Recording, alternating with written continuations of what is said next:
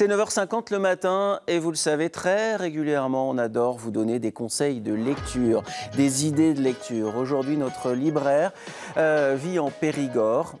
Grain de livres, c'est le nom de sa librairie. Sabine Agrafel est avec nous. Bonjour Sabine. Bonjour.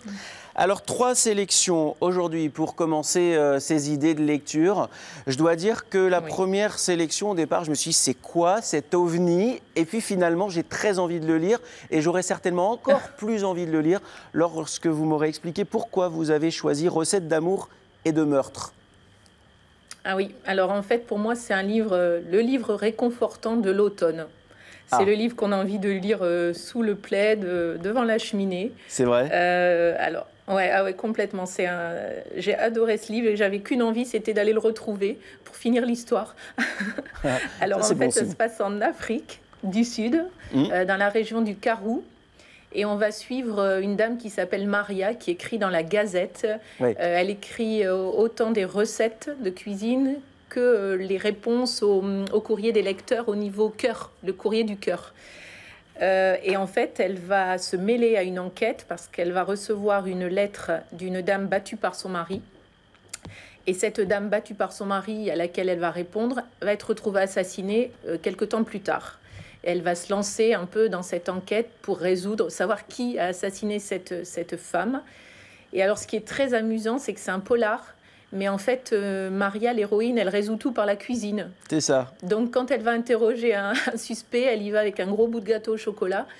Quand elle va interroger une victime, elle lui ramène un ragoût de je sais pas quoi. Enfin, voilà, et ça fonctionne. Vraiment, tout passe par la cuisine. C'est le roman culinaire le plus savoureux de l'année, c'est marqué dessus.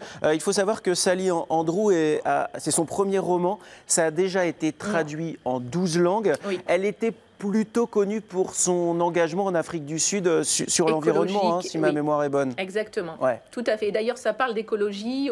Il y a une description magnifique des paysages et ça donne qu'une envie, c'est d'y aller et de goûter les plats de là-bas. Ça donne surtout envie de le lire. Ça s'appelle Recettes d'amour et de meurtre. C'est signé Sally Andrew. Vous allez passer du culinaire au courrier des lecteurs avec une enquête, comme vous l'a dit Sabine. Deuxième idée de lecture. On reste presque dans la gastronomie, mais au moins simplement sur le titre, c'est Sucre Noir, Miguel Bonnefoy. Oui. Pourquoi ce choix, Sabine? Alors parce que c'est également un roman très très dépaysant, puisque là on est aux Caraïbes. Ça commence comme un roman d'aventure, puisque c'est un pirate, un bateau pirate qui échoue dans les Caraïbes. Et le trésor de ce pirate, Henry Morgan, le pirate, est perdu dans la mangrove. Et 300 ans plus tard, des gens se sont installés sur ce lieu où le trésor a été perdu.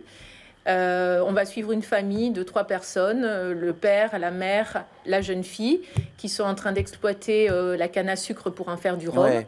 Et là, va débarquer chez eux un chercheur de trésors qui s'appelle Séveraud, qui est venu chercher un trésor, mais qui, en fait, va trouver tout autre chose. Tout autre chose, parce que Sabine, finalement, ça montre à voir que lorsqu'on cherche des trésors, on trouve forcément autre chose. C'est le destin d'une famille et que les richesses ne sont pas forcément là où on croit dans les Caraïbes.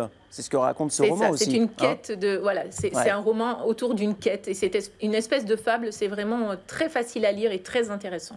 Ça s'appelle Sucre Noir. C'est signé Miguel Bonnefoy et c'est aux éditions Rivage. Très belle maison d'édition, l'édition Rivage. Je ne vous l'ai pas dit, mais tout à l'heure, Recettes d'amour et de meurtre, c'est chez Flammarion. Ils ne se sont pas plantés, Flammarion, sur ce coup-là. Alors, plus local, moins exotique que l'Afrique du Sud, moins exotique que les Caraïbes. Quoique le Périgord, avec le choix d'une vie en Périgord. Alors, c'est un roman de Valérie Klerkampf, c'est un premier livre. Alors, je dis que c'est un roman, mais en fait, ce qui m'a intéressée dans ce livre, c'est que c'est autant un roman qu'un livre sur la découverte du vin.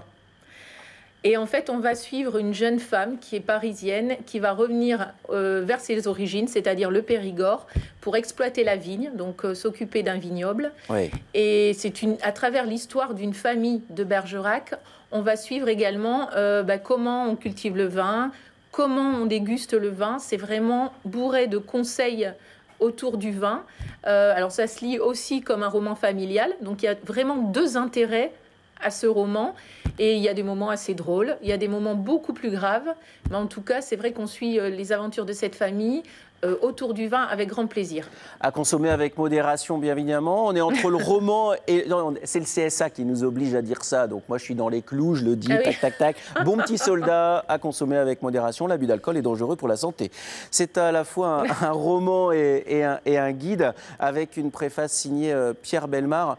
L'auteur a vécu, je crois, à la Havane pendant 5 ans. Oui. Elle a la cinquantaine, oui. Elle est super péchue et son écriture l'est aussi pour l'avoir feuilleté un peu.